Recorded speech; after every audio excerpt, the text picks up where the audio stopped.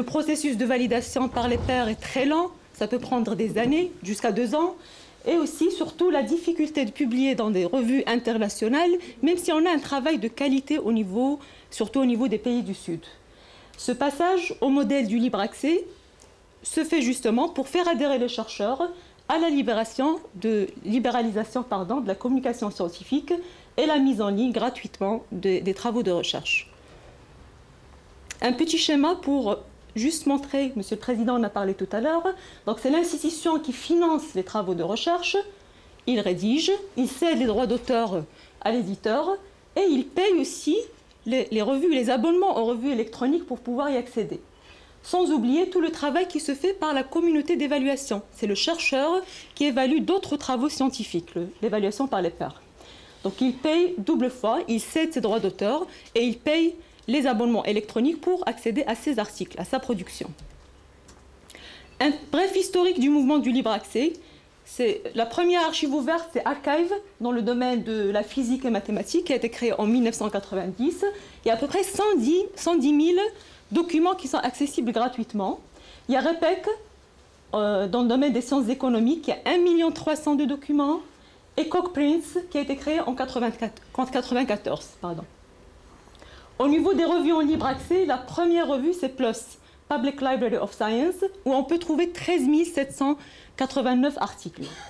Et PubMed, bien sûr, qui est très utilisé par les enseignants-chercheurs du domaine de la santé et de la biologie, et où on trouve 1370 revues par article. On va trouver 1370 revues en texte intégral. Je ne vais pas entrer dans le détail, mais les déclarations, c'est-à-dire, quand on parle de déclarations, c'est là où on a commencé à institutionnaliser, je vais y arriver, le mouvement du libre accès. C'est les 4 déclarations, Budapest en 2002, et c'est elle qui a défini les 2 stratégies du libre accès, archives ouvertes et revues en libre accès. Bethesda, c'est les missions, elle a défini les missions des acteurs de l'IST, l'information scientifique et technique. 2003, la déclaration de Berlin. On a vu des institutions engagées dans le mouvement du libre accès, comme le CNRS et l'INRA. Et en 2005, c'est là où on a parlé d'obligation de dépôt dans les archives ouvertes. C'est des mandats impératifs. Petite définition d'archives ouvertes, c'est tout simplement un réservoir numérique. On va déposer toute la production scientifique, bien sûr en version numérique. De l'enseignement, cette production est financée par les fonds publics. Et elle se veut libre et gratuite à tous les acteurs de l'information scientifique et technique.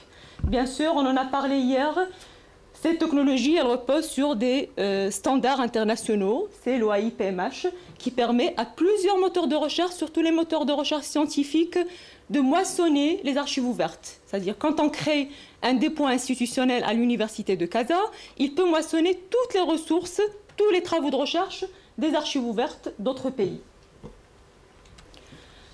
Pourquoi une archive ouverte? Pourquoi on en parle? Parce qu'il y a 2 intérêts qui me paraissent primordiaux pour les chercheurs. C'est l'accès libre et gratuit à l'information scientifique et technique, surtout dans le cas des pays en développement. On n'a pas les moyens, nos bibliothèques n'ont pas le budget pour souscrire à des abonnements avec des prix exorbitants. Deuxième point, c'est l'identification et l'intégration des réseaux scientifiques. Quand on dépose nos publications, on intègre un réseau scientifique, on est plus visible. Donc c'est ce qui améliore la visibilité des travaux de recherche et ça va de soi que ça va améliorer la visibilité des institutions de recherche.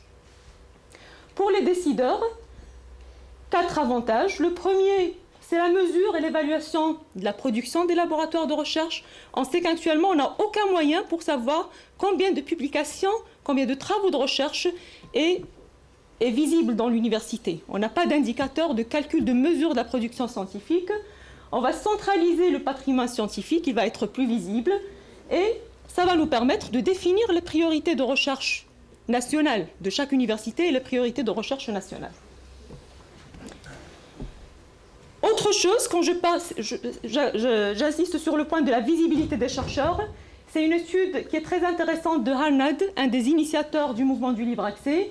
Donc comme vous voyez, il y a une relation qui est flagrante entre le taux de citation d'un chercheur et le dépôt dans une archive institutionnelle. Ça dépend des domaines aussi. Dans le domaine de la physique, ça peut aller jusqu'à 250% d'augmentation du taux de citation. On sait très bien qu'un chercheur est intéressé par son facteur d'impact, par le taux de citation de ses articles. Donc le libre accès va lui offrir justement cette possibilité d'augmenter le taux de citation.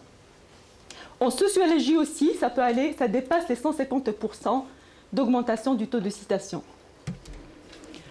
Qu'est-ce qu'on dépose? Ce n'est pas un catalogue des thèses. Donc l'archive ouverte, on va déposer des thèses, des mémoires, des ressources pédagogiques, mais surtout des pré-publications, les preprints et des post-prints, des pré-publications et des articles publiés. Quand je parle, vous avez soulevé le problème du droit d'auteur, mais l'auteur ne cède pas son droit d'auteur, il est protégé. Il y a une visioconférence normalement l'après-midi qui va parler des Creative Commons, et on va comprendre exactement comment on protège le droit d'auteur, même si on publie dans le mouvement, dans des publications en libre accès. Le domaine, toutes les disciplines, il y a des archives ouvertes dans tous les domaines. Et le contenu, moi j'insiste, l'avantage des archives ouvertes, c'est de mettre du texte intégral. Ce n'est pas des références bibliographiques. On veut accéder à l'information scientifique et technique, donc il faut mettre du texte intégral. Aspect juridique, rapidement, je ne vais pas m'attarder là-dessus, mais juste pour vous montrer deux sites qui sont très intéressants pour vérifier les politiques des éditeurs. Il y a beaucoup d'éditeurs qui ont intégré le mouvement du libre accès et ils mettent leur politique en ligne sur le site Sherpa-Romeo et le site Héloïse. On va voir toutes les politiques éditoriales, si on a le droit de mettre l'article dans notre plateforme d'archives ouvertes institutionnelles ou pas. Et bien sûr, les licences Creative Commons qui permettent d'autoriser les lecteurs à utiliser le document sous les conditions d'auteur. Pardon. Qui dépose? Deux façons de faire. L'idéal, c'est l'auto-archivage, c'est l'auteur lui-même, c'est le chercheur qui va déposer l'article dans la plateforme d'archives ouvertes. Sinon, c'est le bibliothécaire. Et en général, c'est les bibliothécaires qui vont déposer, parce qu'il y a un travail de validation, ils vont définir les métadonnées de l'article scientifique avant de le mettre en ligne. Et bien sûr, ils vont contrôler les droits de diffusion sur les sites que je viens de nommer, Sherpa-Romeo et Héloïse. Les défis, c'est les compétences humaines. Je vais présenter juste après un projet européen de mise en place d'archives ouvertes dans les pays du Maghreb, mais il faut pérenniser ces projets, il faut avoir des compétences humaines pour le faire. L'adhésion des décideurs, Monsieur le Président vient de le mentionner. Si les décideurs, si le texte n'est pas validé par le conseil scientifique, si les décideurs n'intègrent pas le projet dans les universités, ça ne va pas réussir. Et bien sûr, je parle de politique nationale d'archives ouvertes, ou plutôt politique institutionnelle. Chaque université peut définir sa politique institutionnelle pour mettre en place des archives ouvertes. Sensibilisation des chercheurs. Il y a des chercheurs qui ne savent même pas ce que c'est. Ils ne connaissent pas les apports du mouvement du libre accès sur le taux de citation, sur la valorisation de leurs travaux. Et bien sûr, il faut les sensibiliser aussi sur le volet juridique. Il faut expliquer aux chercheurs qu'ils ne vont pas perdre leurs droits, qu'ils vont garder leurs droits et qu'ils vont automatiquement augmenter leur taux, leur facteur d'impact. Des projets d'archives ouvertes en Europe, donc le plus connu c'est le HAL. Il y a le HAL et c'est par discipline, HAL sciences humaines, HAL sciences de développement, qui recense à peu près, je vais voir, 217 000 articles. Il y a l'Open Air, Open Access Infrastructure for Research in Europe, qui est un projet national. Au niveau latino, ça c'est un projet très intéressant, Cielo. C'est un projet des pays latino-américains. Donc ils ont créé un dépôt, une archive ouverte, et ça a créé boule de neige. Il y a tous les pays de l'Amérique latine qui voulaient intégrer le projet. Et là, je vais essayer de trouver le nombre d'articles recensés sur Cielo. Donc comme vous voyez, il y a 1000 revues, il y a à peu près 415 000 articles, et 9 millions de citations des chercheurs latino-américains. Au niveau du Maghreb, donc il y a un catalogue national des thèses, il y a un projet qui a été lancé en Algérie, Archive Alger, il y a un projet en Tunisie, Université virtuelle de Tunis, mais M. Rossi l'a bien présenté tout à l'heure, malheureusement ça reste de plateformes qui manquent de contenu. On n'a pas un problème de moyens techniques, on n'a pas un problème de logiciels, parce que c'est des logiciels libres qu'on utilise pour créer les archives ouvertes, mais c'est plus un travail d'alimentation de ces bases de données par les publications. Je présenterai un projet que je coordonne au niveau national, c'est le projet Tempus Al-CIMAG. C'est un projet qui a un seul objectif, c'est d'optimiser l'accès à l'information scientifique et technique. Il a démarré en 2009, et on a eu la prolongation jusqu'à 2014. Dans les objectifs, je n'ai pas cité tous les objectifs, mais relatifs à la thématique du libre accès, c'est la création de dépôts institutionnels au niveau maghrébin, mais ça va être, j'ai expliqué tout à l'heure que les archives ouvertes sont moissonnées, donc on va créer des archives ouvertes dans chaque université marocaine, algérienne et tunisienne pour créer à la fin une seule plateforme.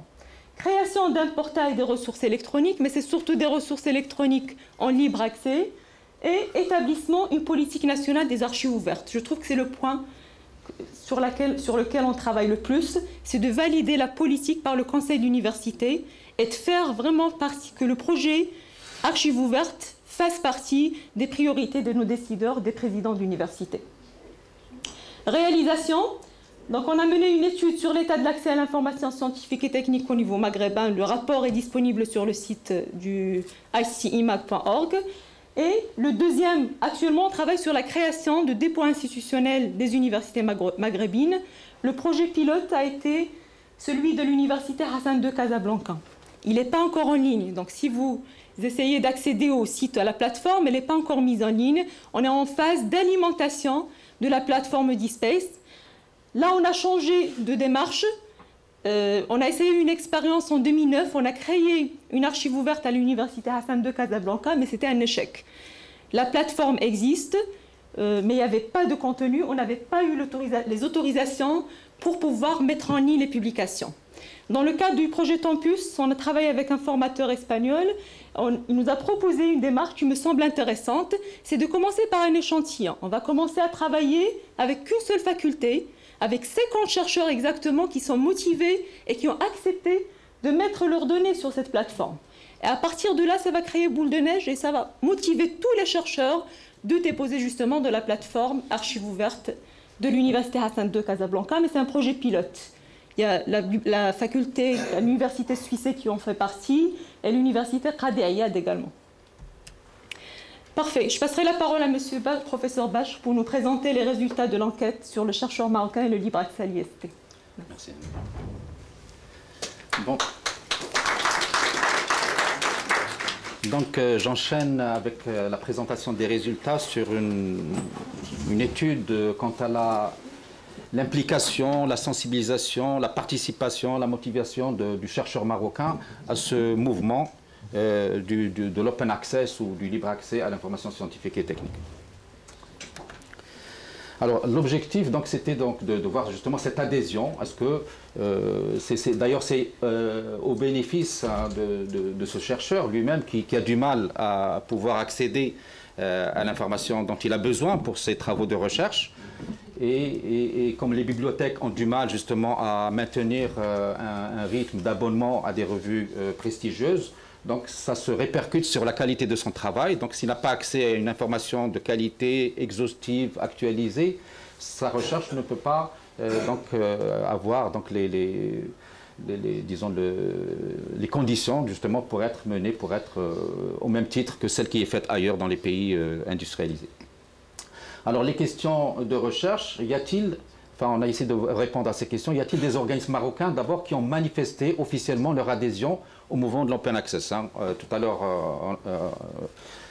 Madame Le Roule en a parlé tout à l'heure, avant moi, comme quoi il y a eu plusieurs mouvements de déclaration de l'open access, donc à Budapest, à Berlin, Bethesda, et donc, plusieurs pays ont réagi, ont suivi, ont manifesté leur adhésion, ont signé ce qu'on appelle la déclaration de l'open access.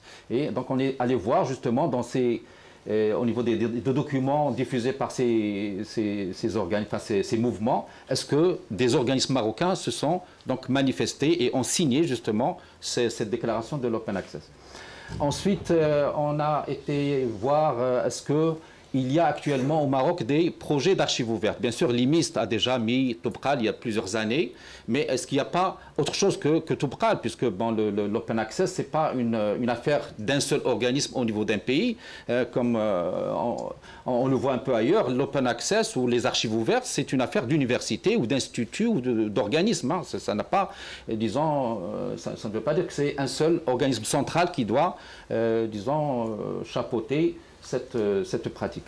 Ensuite, est-ce que les chercheurs publient dans des revues en libre accès? Là aussi, on va voir ce que le Marocain publie. Est-ce qu'il le fait? Peut-être rarement ici au niveau national, mais on est allé voir dans des revues en open access pour voir qu'il y a des auteurs marocains qui publient. Hein. Il y a des articles élaborés par des chercheurs marocains financés sur des fonds marocains et qui sont publiés ailleurs.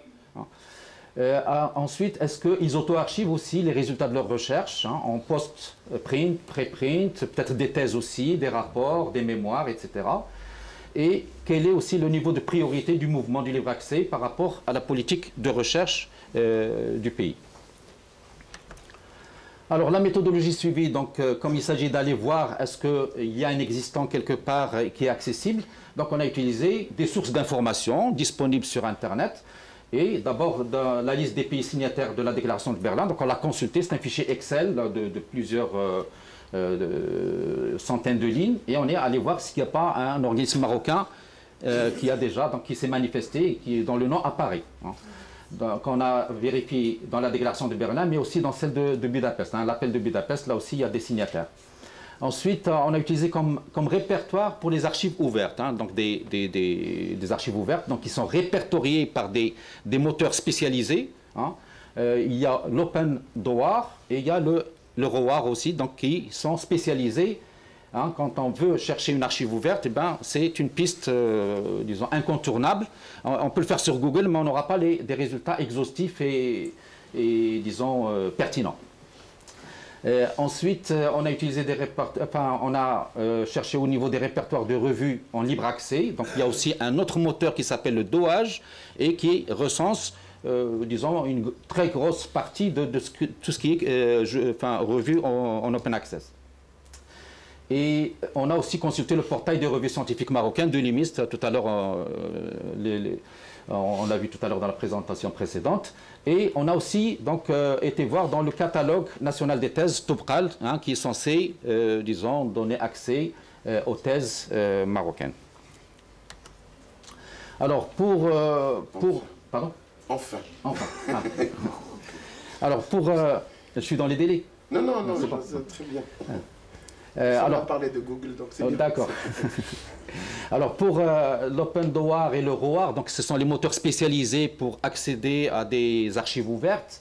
Il y a juste, disons, une façon comment ils n'ont pas un robot, un crawler qui va aller donc naviguer sur le net pour essayer de repérer des archives ouvertes. Il n'y a pas ça. Donc c'est un référencement volontaire, c'est-à-dire que l'organisme lui-même va se référencer. Bon, il remplit un formulaire et donc il se référence, donc auto-référencement, pas au référencement automatique à l'aide d'un robot. Donc on n'a pas trouvé, donc comme il se peut que certaines archives ouvertes n'aient pas fait ce passage obligé pour figurer dans ces index, on est allé voir sur Google, qui est le super moteur. Si on ne trouve pas dans Google, on ne trouvera pas sûrement avec un autre outil. Et on est quand même, pour aller faire des recherches très pointues, on a utilisé des requêtes de type site EMA, pour dire, voilà, je veux un site qui soit hébergé dans un domaine marocain. Et in URL, DSpace, DSpace, ça pourrait être ePrint, ça pourrait être n'importe quel logiciel d'archives ouvertes. Et du moment que ça va figurer dans l'URL, ça sera un site qui répond à la question posée. Et donc, on aura moins de bruit, puisque Google vous ramène du coup plusieurs millions de réponses. Ici, on a eu une ou pas de réponse, ou quelques réponses en tout cas. On a essayé aussi avec Site EMA, mais avec All in Title, archive ouverte, parce que quand on crée une archive ouverte, sûrement elle portera le nom de archive ouverte de telle université, de tel institut, etc. Voilà, alors pour donc les résultats, alors pour les déclarations internationales, alors on a d'abord vu la typologie des organisations qui ont signé la déclaration de Berlin. Donc il y a 423 organisations signataires.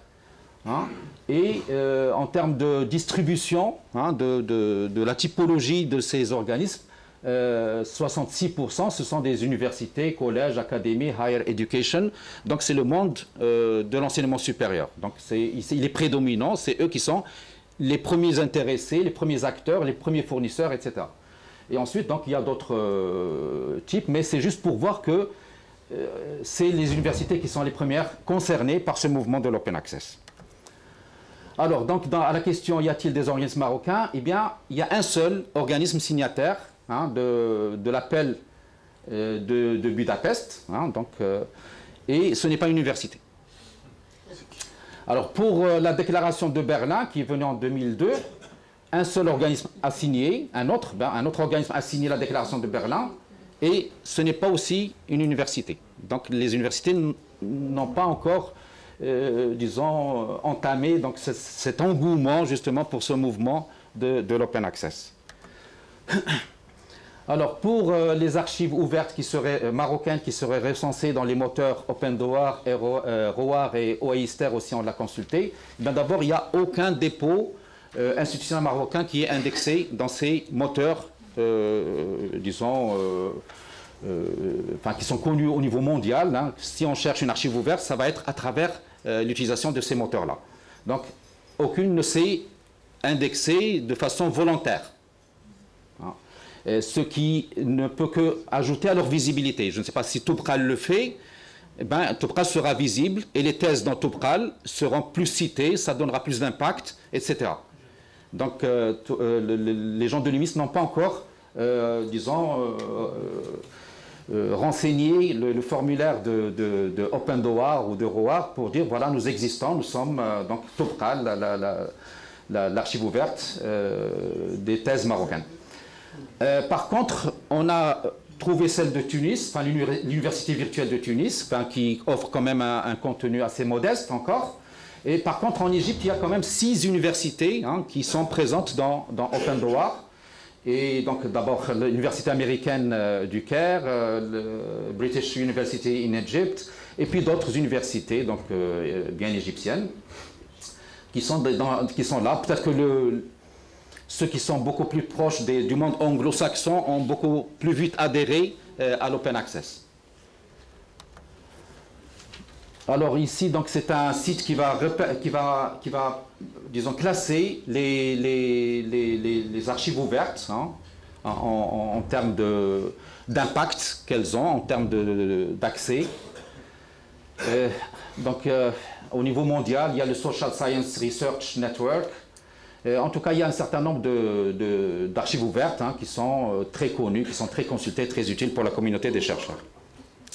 Alors, pour la recherche sur Google, puisqu'on n'a rien trouvé dans les moteurs, on a trouvé Topral, bien sûr. Donc, le robot Googlebot a bien fait son travail. Et donc, on a trouvé Topral, qu'on a vu tout à l'heure. Mais j'ai aussi quelques informations additionnelles à apporter à cette archive ouverte. Alors d'abord, il y a ce qu'on appelle les communautés de l'archive Topral, donc toutes les universités, plus aussi des établissements de formation des cadres.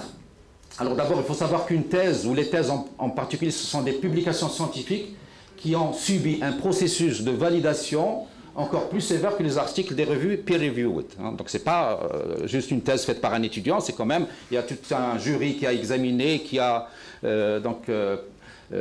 travaillé sur la thèse, il y a un directeur de thèse qui a aussi fait un travail de validation et d'orientation, d'encadrement, et donc c'est un document qui a une grande importance pour le chercheur, même si ça ne passe pas par une revue validée. Et que les thèses constituent une source essentielle d'IST pour les chercheurs. Donc, il faudrait en assurer, disons, le plein accès pour les chercheurs. Justement, tout à l'heure, on disait une thèse qui est faite à Oujda et un autre étudiant fait la même chose à Ibn Zohr à Agadir. C'est du gaspillage de deniers publics puisqu'on va financer la même chose deux fois et c'est de la redondance et du double emploi. Bon, en termes de chiffres, d'abord, les thèses soutenues à l'étranger, à peu près 2000 sur Topral.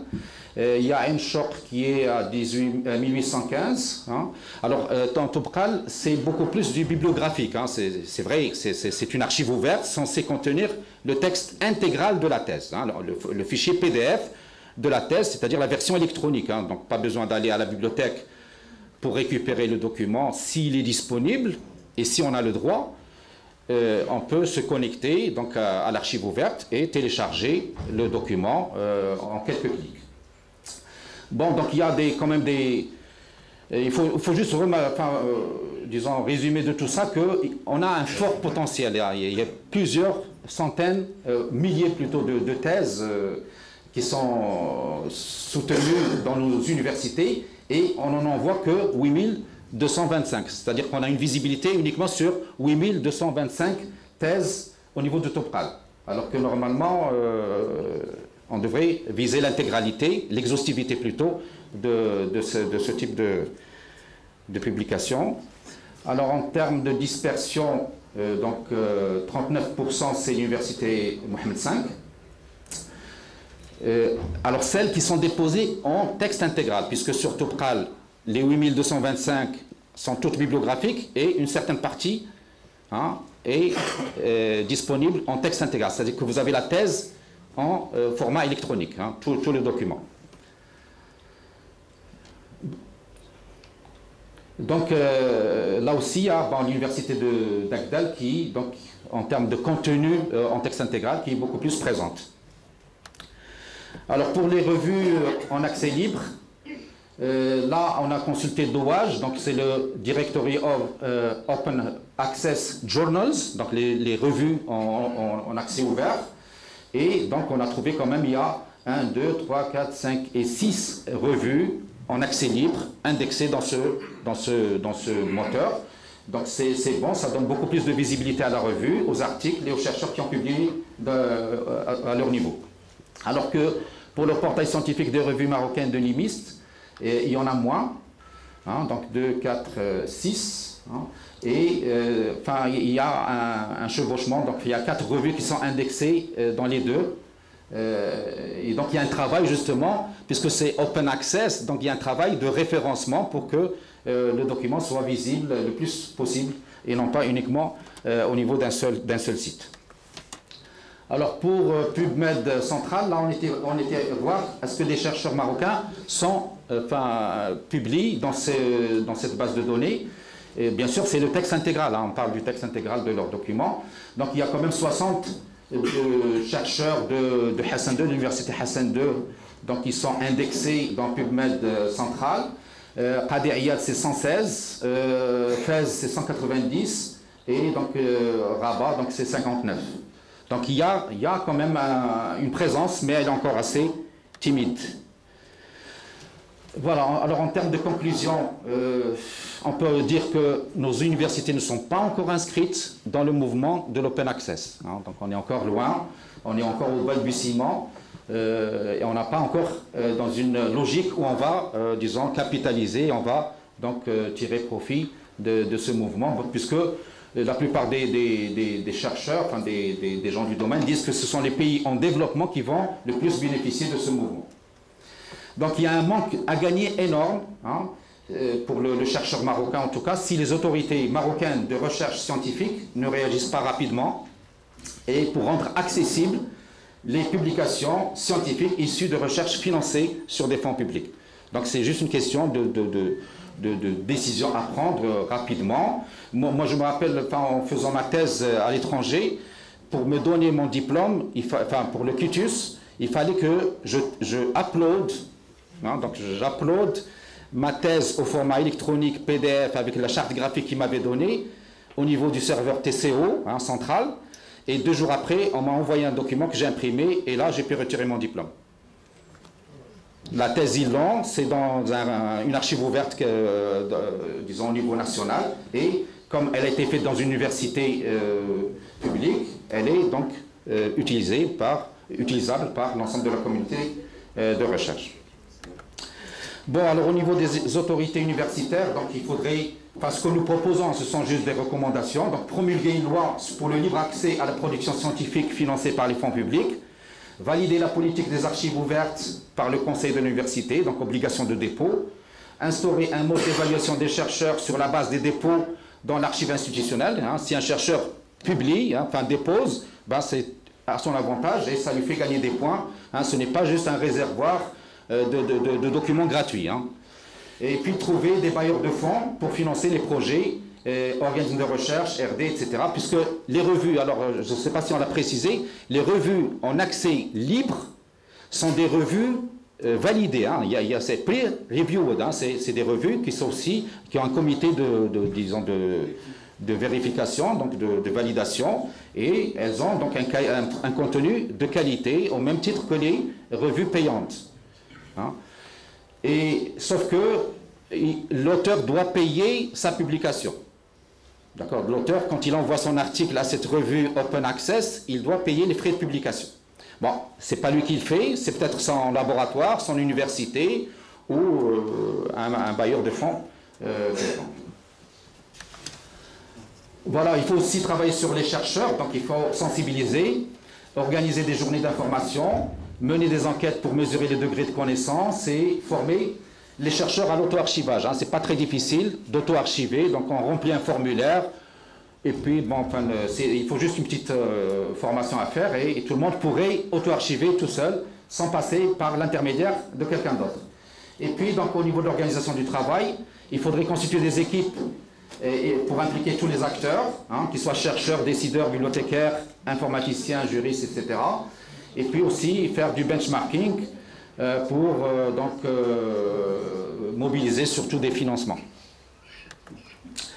Et puis je termine avec les actions à venir. Donc, le projet pilote, donc Université Hassan de Casablanca, donc alimentation du dépôt institutionnel, et aussi voir les statistiques de téléchargement, mais aussi des citations des articles, à montrer que ça augmente l'impact des chercheurs qui publient en open access. Et puis c'est ton travail, madame? Oui. Hein? Donc il y a un travail donc, de thèse qui est fait par madame El-Roul. Donc c'est la mesure de la production scientifique marocaine et création de dépôts institutionnels. Donc c'est un projet de thèse qu'elle prépare, hein, et sur lequel elle est en train de travailler. Et donc aussi une cartographie de la production scientifique de la faculté des sciences de Rabat. Voilà, je vous remercie.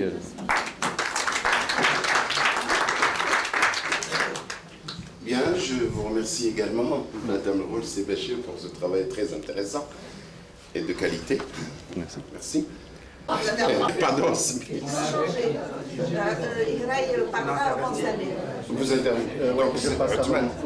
Donc, c'est Othman Ehray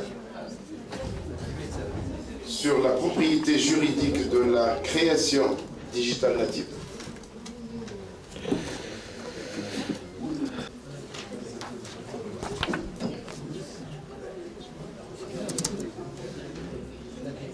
Monsieur le Président, Mesdames et Messieurs, chers collègues, bonjour. Je suis très content d'être parmi vous aujourd'hui et je remercie les organisateurs de m'avoir convié à participer à ce colloque international. Alors, je me présente tout d'abord, je m'appelle Othman Ehray, je suis docteur en droit de la propriété intellectuelle, juriste, consultant et formateur. Et j'ai décidé d'intervenir sur le thème de la protection juridique de la création digital native.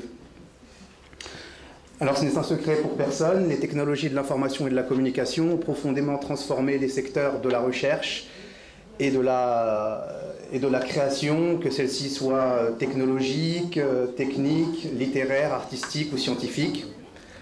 Et donc c'est ce qui m'a donné envie de réfléchir sur la nécessaire adaptation de la protection juridique donc à ce nouveau cadre, à cette ère numérique. Alors tout d'abord, permettez-moi juste de définir rapidement les termes du sujet. Quand je parle de protection juridique, en fait, je parle de protection d'un patrimoine immatériel, en fait. C'est-à-dire qu'on se situe dans le domaine de la propriété intellectuelle, qui est une discipline juridique au carrefour du droit international, du droit pénal, du droit civil, du droit des affaires et du droit des nouvelles technologies. Et donc cette discipline juridique qui est la propriété intellectuelle, elle connaît deux démembrements. Il y a d'un côté ce qu'on appelle la propriété industrielle, qui compte donc entre autres les brevets d'invention, les marques, les dessins et modèles industriels, et de l'autre côté ce qu'on appelle la propriété littéraire artistique, donc qui est relative à ce qu'on appelle les droits d'auteur, aux droits voisins du droit d'auteur, et en fait qui a aussi pour objet les bases de données et les programmes informatiques. Alors, lors de cette communication, notre attention sera focalisée sur justement la propriété littéraire artistique, Je n'évoquerai pas les cas de la propriété industrielle, et ce pour une raison assez simple, c'est que lorsqu'on applique les procédures de protection classiques de la propriété industrielle, on obtient un titre de propriété. C'est-à-dire on a un brevet d'invention où on peut avoir une publication au bulletin des marques ou des dessins et modèles qui atteste de la titularité des droits. Donc quelque part, si on applique ces procédures, les droits sont moins remis en cause et la protection juridique est moins fragile que dans le cadre de la propriété littéraire artistique. Parce que dans le cadre de la propriété littéraire artistique, la création, l'œuvre, est protégée du seul fait de sa création. C'est-à-dire à partir du moment où il y a une création, elle est protégée. Il y a bien sûr une présomption de paternité pour la première personne qui a divulgué l'œuvre sous son nom. Mais vu que cette propriété littéraire artistique, elle regroupe ce qu'on appelle les œuvres de collaboration, les œuvres collectives et aussi les œuvres dérivées. Donc les œuvres de collaboration, c'est deux auteurs qui travaillent ensemble pour faire une œuvre commune. L'œuvre collective, c'est une personne physique ou morale qui prend l'initiative de faire travailler des auteurs pour faire une œuvre dont il sera le titulaire. Et l'œuvre dérivée, c'est une œuvre adaptée d'une autre œuvre. Par exemple, une traduction. Voilà, donc vu qu'il n'y a... l'œuvre est protégée du seul fait de sa création, il peut y avoir à ce niveau-là des litiges assez importants, notamment dans le nouveau contexte numérique. Alors, recherche et de création. Donc c'est la création qui est protégée et pas le processus en lui-même. Pour ce qui concerne l'aspect digital native, c'est-à-dire, c'était des éléments qu'on a vus hier notamment, c'est-à-dire c'est un qualificatif qui veut dire donc natif du numérique et qui est, en fait, du coup, la création digital native, c'est le secteur de la création actuelle qui a été profondément bouleversé par les technologies de l'information et de la communication. Et ces transformations, elles ont deux aspects. Il y a une transformation des modes de recherche et de production, et aussi une transformation des modes de diffusion et de communication. Alors, rapidement, juste pour les caractéristiques de cette création digital native, en fait, elle est caractérisée par le foisonnement de l'information, qui va encore s'accroître avec les mouvements notamment d'open data et l'ouverture des données publiques. Il y a la dématérialisation des supports, qui permet une circulation ininterrompue, continue et simplifiée des contenus. Ces deux éléments, donc le foisonnement et la dématérialisation, entraînent la baisse des coûts de production et de diffusion. Et cette baisse des coûts, elle a aussi un impact sur le secteur, c'est-à-dire qu'il y a une désinstitutionnalisation, ce que M. Benchrouni a rappelé, la fin des métiers propriétaires, c'est-à-dire que vous pouvez avoir des blogs d'amateurs qui ont un contenu de recherche de qualité. C'est-à-dire qu'il y a la fin de la spécialisation, n'est pas chercheur, simplement la personne rattachée à un laboratoire qui a un diplôme dans une discipline particulière. Donc il y a une certaine forme de désinstitutionnalisation et aussi du coup une personnification, ou ce qu'on appelle en anglais aussi le personal branding, c'est-à-dire que le chercheur va gérer sa création et son image comme une marque. Donc il va utiliser les moyens de communication, donc le mail, la création de blogs et les réseaux sociaux, notamment les réseaux sociaux professionnels du type LinkedIn par exemple. Et ces caractéristiques, elles sont à double tranchant, c'est-à-dire que c'est à la fois un formidable facteur de dynamisation de la recherche et de la collaboration, mais ça représente aussi un risque majeur pour la protection des droits.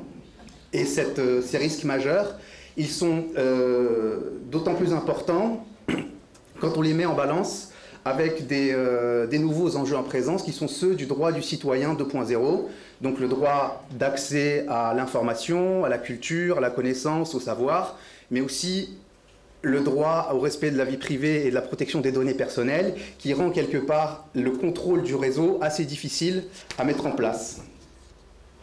Donc du coup, nous sommes vraiment dans le cadre d'une révolution numérique. Par contre, pour l'adaptation, parce que c'est le but de cette communication, l'adaptation juridique ne nécessitera pas une révolution juridique, mais c'est simplement une évolution juridique. C'est-à-dire que dans toutes les pistes de réflexion qui ont été développées jusque-là, on a absolument toujours gardé la dichotomie classique héritée de l'ère industrielle, qui est la distinction entre le droit moral de l'auteur et le droit patrimonial de l'auteur. Alors le droit patrimonial de l'auteur, c'est simple, c'est simplement le droit de jouir des fruits de sa création. Et le droit moral, lui, connaît 4 démembrements. C'est le droit de divulguer ou de ne pas divulguer sa création. C'est le droit de paternité, dont est reconnu en tant qu'auteur. C'est le droit au respect de l'intégrité de son œuvre. Et c'est le droit de repentir. Et donc, en fait, ces deux droits, donc ces deux démembrements du droit d'auteur, ne sont pas mis à mal de la même manière à l'ère numérique. C'est-à-dire que le droit moral s'aménage quand le droit patrimonial est mis à mal, en fait. Parce que le droit moral, il est aménagé simplement parce que le droit de divulgation du chercheur, du créateur, lui, demeure. C'est-à-dire que tant qu'il ne veut pas divulguer, il ne divulgue pas. Le droit de paternité, la plupart du temps, est respecté. Donc on cite l'auteur. Le droit au respect du respect de l'intégrité de son œuvre est très difficile à contrôler. Sur Internet, voir si vous mettez votre œuvre en libre accès, voir ce que les gens en font, c'est pas forcément facile à suivre. Et le droit de repentir, par contre, lui, n'existe plus, parce qu'une fois qu'on a publié quelque chose sur le web, on aura beau le retirer, il restera toujours une sauvegarde quelque part. Donc c'est simplement ce droit moral, il est aménagé. C'est le droit patrimonial qui est fondamentalement remis en cause, et c'est ce qui va justifier donc les axes de réflexion que j'ai choisis, donc en 2 temps. Tout d'abord, c'est protéger la valeur patrimoniale de la création, et dans un deuxième temps, c'est protéger la valeur morale de la création. Donc une réflexion qui s'articule en 2 temps. Donc je vous rappelle, donc, le droit patrimonial, c'est jouir des fruits de la création et de l'exploitation commerciale de l'œuvre, c'est-à-dire obtenir rémunération pour l'effort intellectuel fourni. Alors, pour protéger la valeur patrimoniale de sa création, il existe deux types de protection. Il y a une protection qui va être privée en amont et une protection légale en aval. Et la protection privée en amont est d'autant plus importante que la protection légale en aval est défaillante.